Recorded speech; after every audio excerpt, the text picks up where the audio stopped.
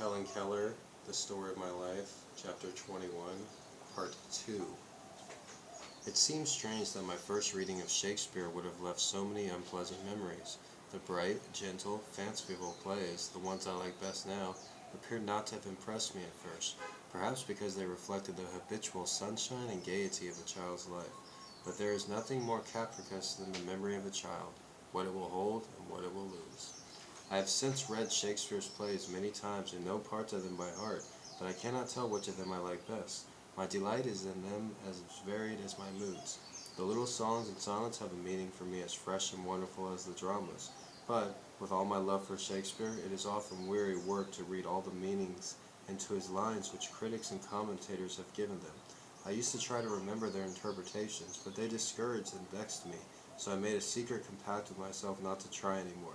This compact I have only just broken in my study of Shakespeare under Professor Kittredge. I know there are many things in Shakespeare and in the world that I do not understand, and I am glad to see veil after veil lift gradually, revealing new realms of thoughts and beauty. Next to poetry, I love history. I have read every historical work that I have been able to lay my hands on, from a catalogue of dry facts and drier dates to Green's impartial, picturesque history of the English people. From Freeman's History of Europe to Emerton's Middle Ages. The first book that was any real sense of value was Swinton's World History, which I received on my 13th birthday. Though I believe it is no longer considered valid, yet I have kept it ever since as one of my treasures. From it I learned how the races of men spread from land to land and built great cities, how a few great rulers, earthly titans, put everything under their feet, and with a decisive word opened the gates of happiness for millions and closed them upon millions more. How different nations pioneered in art and knowledge and broke ground for the mightier growths of coming ages. How civilizations underwent, as it were, the holocaust of a degenerate age, and rose again like the phoenix among the nobler sons of the north, and how by liberty, tolerance, and education the great and the wise have opened the way for the salvation of the whole world. I know she uses the word Holocaust. This was written in the 1800s. In my college reading, I become somewhat familiar with French and German literature. The German puts strength before beauty and truth before convention, both in life and in literature. There is a vehement sledgehammer vigor about everything that he does. When he speaks, it is not to impress others, but because his heart would burst if he did not find an outlet for the thoughts that burn in his soul.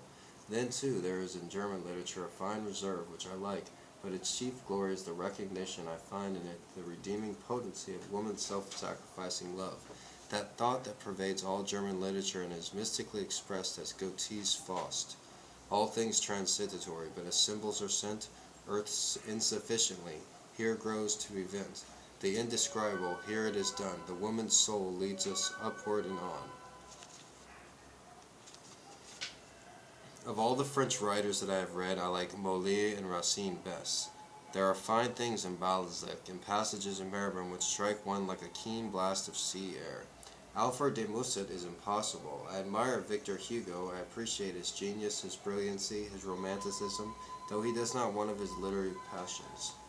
But Hugo and Goethe and Schiller and all the great poets of all great nations are interpreters of eternal things, and my spirit reverently follows them into the regions where beauty and truth and goodness are one. I am afraid I have written too much about my book friends, and yet I have mentioned only the authors I love most, and from this fact one might easily suppose that my circle of friends was very limited and undemocratic, which would be a very wrong impression. I like many writers for many reasons. Carlyle for his ruggedness and scorn of shams. Wordsworth, who teaches the oneness of man and nature. I find an exquisite pleasure in the oddities and surprises of Hood, and Herrick's quaintness, and in the palpable scent of lily and rose in his verses. I like Whittier for his enthusiasms and moral rectitude. I knew him, and the gentle remembrance of our friendship doubles the pleasure I have in reading his poems. I love Mark Twain. Who does not? The gods, too, loved him and put into his heart all manner of wisdom then, fearing lest he should become a pessimist, they spanned his mind with a rainbow of love and faith. I like Scott for his freshness, dash, and large honesty.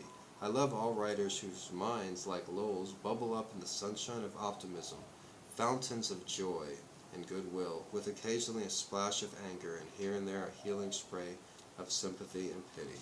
Reminds me of somebody. She's talking about writers. She's describing writers so eloquently. In a word, literature is my utopia. Here I am disfranchised. No barrier of the senses shut me out from the sweet, gracious discourse of my book friends. They talk to me without embarrassment or awkwardness. The things I have learned and the things I have been taught seem of ridiculously little importance compared with their large loaves and heavenly charities.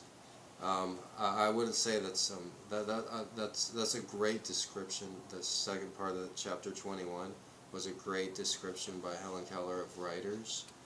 I wouldn't say it's every writer, but you know, I love all writers whose minds, like Lowell's, bubble up in the sunshine of optimism, fountains of joy and goodwill, with occasionally a splash of anger here and there, healing spray of sympathy and pity. Most writers are manic depressants. At least this one is. So that was Helen Keller, chapter 21. My name is Gregory Brandt. Like I said, I'm also a writer. I wrote a book called Gonzo Education. If that book isn't read by me on this channel, then it should be there. I'm reading this first, but I do plan on reading that one.